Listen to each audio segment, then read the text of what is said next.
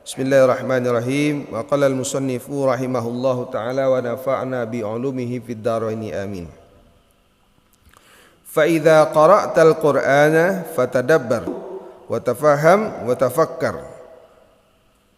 Apabila engkau membaca Al-Qur'an maka tadabburilah dan pahamilah dan fikirkanlah. Tadabburi, renungkanlah dan pahami apa yang engkau renungkan tersebut, kemudian fikirkan. Apa yang difikirkan? Bagaimana cara memfikirkannya? Wa tawaqqaf 'inda kulli ayatin yakunu fiha amrun min awamirillahi ta'ala aw nahyun min nahyihi aw wa'dun aw wa'idun thumma anzur. Dan berhentilah ketika setiap kali engkau membaca ayat yang di dalamnya ada perintah dari perintah-perintah Allah dan ada larangan dari larangan-larangan Allah, atau janji atau ancaman dari Allah Subhanahu wa taala. Jadi setiap kita membaca ayat Al-Qur'an, makanya perlu juga kita memahami, mengetahui artinya minimal dengan Al-Qur'an terjemah lah gitu kan. Ada di situ perintah Allah, aqimis shalah, perintah melaksanakan salat, atau larangan dari Allah Subhanahu wa taala, larangan jangan bergunjing, atau larangan jangan memata-matai orang lain dan lain sebagainya. Larangan la taqrabuz zina, jangan mendekati zina. Kemudian apalagi, atau apabila terdapat janji-janji Allah bagi orang-orang yang beriman, Allah menjanjikan surga, pahala yang besar bagi orang-orang yang beriman. Kemudian apalagi, atau ancaman Allah terhadap siapa? Terhadap orang-orang yang tidak mau beriman kepada Allah. Apa yang dilakukan ketika kita berhenti tersebut? Tsummanzur, kemudian lihatlah, perhatikan. Apa yang kita perhatikan? Fa in wajadta nafsaka mumtathilan lidzalikal ma'mur, apabila engkau mendapati dirimu telah melaksanakan perintah-perintah tersebut. Perhatikan, jadi yang diperhatikan itu adalah diri awak. Maka Al-Quran ini sebagai cermin bagi diri awak. Apakah kita sudah melaksanakan perintah Allah? Apa yang diperintahkan yang kita baca tersebut? Apakah kita sudah meninggalkan larangannya? Apakah kita sudah betul-betul yakin terhadap janji Allah? Apakah kita sudah betul-betul yakin terhadap ancaman Allah Subhanahu wa taala sehingga kita berusaha meninggalkannya?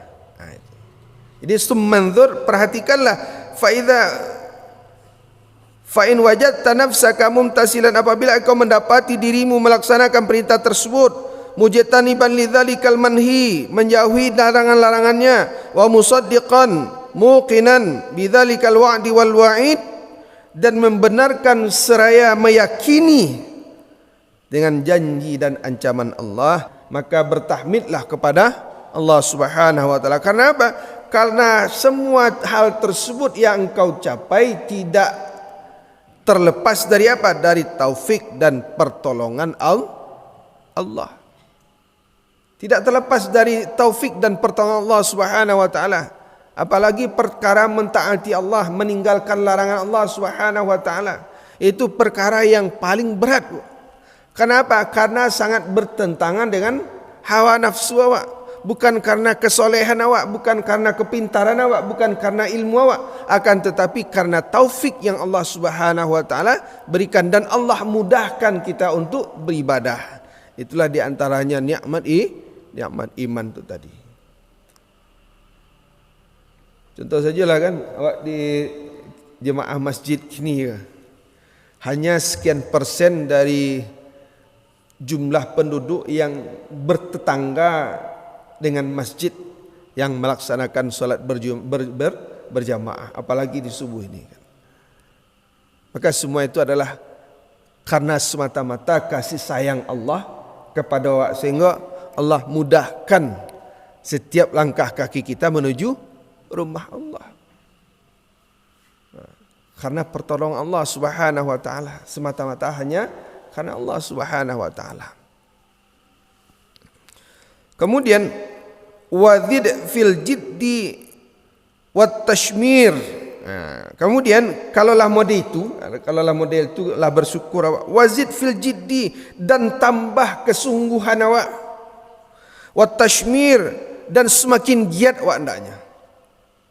Awak dapati dan kita bersyukur, kemudian apa yang kita lakukan semakin berusaha, semakin kita menambah kegiat-giat awak. Selama kau mungkin baca Al-Qurannya sekian lembar ditambah, kemudian mungkin solat tahajudnya baru 2 rakaat kan ditambah gitu kan, semakin giat awak hendaknya. Semakin giat. Wahtariz minat tasahul wa taqsir, dan jauhilah meremehkan atau melalaikannya. Nampak, maka jangan meremehkan amal kau mudahnya kau. Mengawak dan santiang, jadi meremehkan, jangan pernah meremehkan sedikit pun amal yang kita lakukan Bapak Ibu.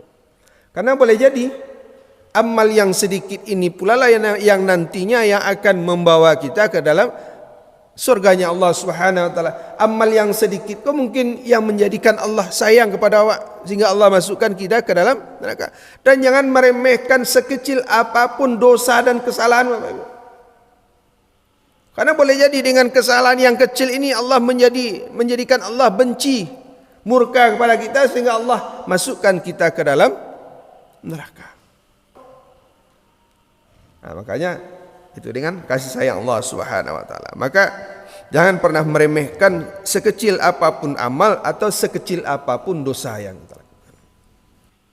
Wa in wajadta nafsaka ghaira mumtathil lidzalikal ma'mur wa ghairu mujtanib lidzalikal manhi wa ghairu qawiyyi yaqin bil wa'di wal wa'id fastaghfir rabbaka wa tub ilaika min taqsirika wa'zim ala imtisali amrihi wajtinabi nahyihi wa alzim qalbakal yaqin al yaqinil kamili bi wa'dihi wa wa'idihi.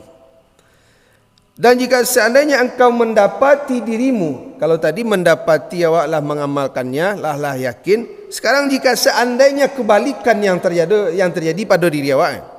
Jika seandainya awak dapati diri awak kurang mengamalkan perintah Allah, solat kadang bolong-bolong atau solat kadang acok terlalaikan. Jika seandainya kita dapati diri awak kurang mengamalkan atau tidak mengamalkan perintah Allah, dan tidak pula menjauhi larangannya, dilarang oleh Allah, wala yaktab ba'dukum ba'da, dan jangan engkau menggunjing, akan tetapi ternyata itu kerja awak, kan itu tidak mengindahkan larangan tersebut, dan tidak kuat pula keyakinan kita terhadap janji dan ancaman Allah, kurang yakin awak gitu kan, percaya lai yakin indah. Makanya yakin ko merupakan, jadi dikatakan al-yaqinu ibaratun an quwwatil iman. Yakin itu adalah merupakan barometer kekuatan iman.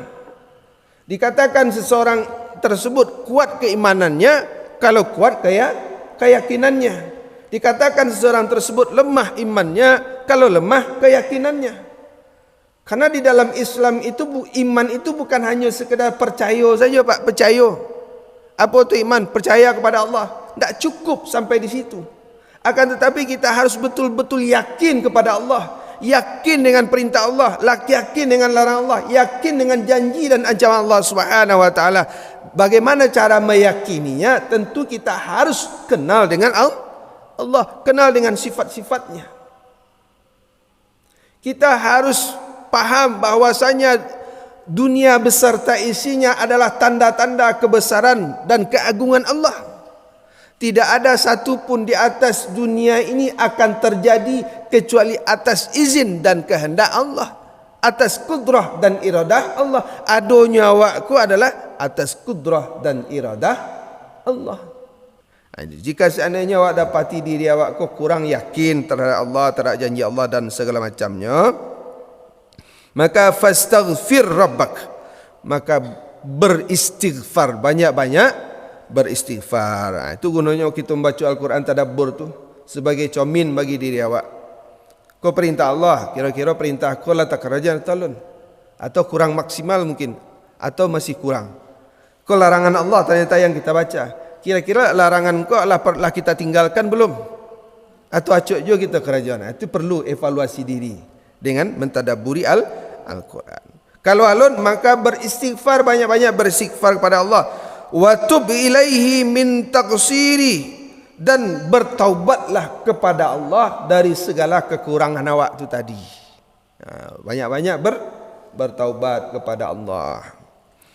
Wa'zim ala imtithali amrihi, dan berazam, berniat untuk apa? Untuk melaksanakan perintahnya, meninggalkan larangannya. Wa alzim qalbakal yakin, dan tetapkanlah keyakinan di hatimu, keyakinan yang sempurna terhadap janji dan ancaman dari Allah Subhanahu wa taala. Itu di antaranya. Cara tadabbur itu seperti itu. Bukan kita menarik kesimpulan hukum dari Al-Quran itu tak kerja awak kan. Tugas awak baca, kalau ada perintah Allah, evaluasi diri awak. Yo kalau lah kita jalankan perintah Allah Taala. Kalau ada larangan, sudahkah kita meninggalkannya? Kalau ada janji Allah, lah betul-betul yakin awak. Apa bukti yakin kita kepada Allah? Bukti yakin kita kepada Allah tentu kita amalkan. Contohnya apa? Apa kata Allah, janji Allah? Wa may yattaqillaha yaj'al lahu makhraja wa yarzuquhu min haitsu la yahtasib. Itu janji Allah. Barang siapa yang bertakwa kepada Allah, Allah akan berikan jalan keluar dari setiap masalahnya. Wa yarzuquhu min haitsu la yahtasib, dan Allah akan memberikan kepadanya rezeki dari jalan yang ia tidak sangka-sangka, dari jalan yang sebelumnya ia tidak duga. Itu kan janji Allah tu. Janji Allah kepada siapa? Orang-orang yang bertakwa. Kira-kira sudah yakin tak kita dengan ayat tersebut, dengan janji Allah tersebut? Bagaimana cara meyakininya? Bentuk yakin kita itu seperti apa? Ketika kita dihadapkan kepada satu permasalahan, kira-kira apa yang kita lakukan? Itu evaluasi itu seperti itu. Artinya ketika membaca surah At-Talaq tadi kan ayat surah At-Talaq tadi, ayat kedua. Ketika kita membaca tu, ada janji Allah mereka. Maka unzur, perhatikan diri awak. Selama ketika kita ada masalah, yang kita korojon. Mungkin apakah keluar dari kata-kata dari mulut awak tu sumpah serapah, atau kata-kata patah semangat, atau mungkin kita lebih mengharapkan pertolongan orang lain. Allah, kau ketikalah tersesat saja, kan seperti itu. Itu janji Allah. Kemudian ada juga ancaman Allah. Sudahkah kita yakin dengan ancaman Allah tersebut sehingga kita tinggalkan apa yang menjadi ancaman Allah tersebut? Subhanallahi wa bihamdihi, subhanakallahumma wa bihamdika, asyhadu an la ilaha illa anta, astaghfiruka wa atubu ilaik.